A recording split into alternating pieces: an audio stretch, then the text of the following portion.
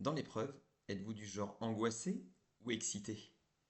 La peur liée à l'incertitude du résultat vous fait-elle perdre vos moyens ou au contraire vous réjouissez-vous d'avance de l'issue victorieuse?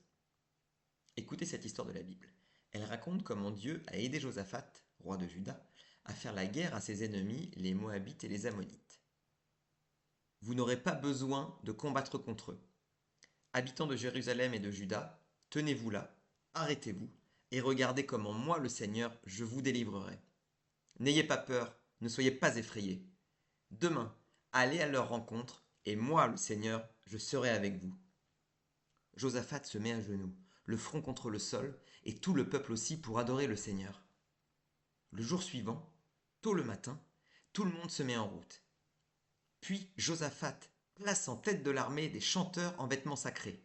Ils sont chargés de rendre gloire au Seigneur en disant: Chantez la louange du Seigneur, car son amour est pour toujours. Au moment où les chanteurs commencent à lancer leurs cris de joie et de louange, le Seigneur sème le désordre parmi les Ammonites, les Moabites et les Édomites, venus attaquer les Judéens, et ils se battent entre eux. Incroyable cette histoire. En première ligne des troupes de Josaphat, qui trouve-t-on? Ni archers, ni cavaliers, mais des adorateurs et des musiciens. Dans les assemblées chrétiennes, la louange est la première partie de la prédication. Ce temps de célébration donne la première place à Dieu qui peut alors faire son entrée. Les cœurs sont prêts à être touchés par lui. La louange est une prière adressée à Dieu pour le remercier de ce qu'il a déjà fait pour nous et de ce qu'il fera pour nous demain. Avant ma conversion, j'avais une représentation erronée des chants à l'église. Pour moi, c'était des vieux chants qu'il fallait dépoussiérer car ce n'était pas vendeur pour faire venir des fidèles. Aujourd'hui, je me rends compte que la louange est une arme. Dans le Nouveau Testament, l'apôtre Paul nous demande de nous entretenir par des psaumes et des cantiques spirituels, chantant et célébrant de tout notre cœur les louanges du Seigneur. Quand il est allé en Macédoine avec Silas, son compagnon de voyage, ils ont même été faits prisonniers. Écoutez comment Dieu les a secourus.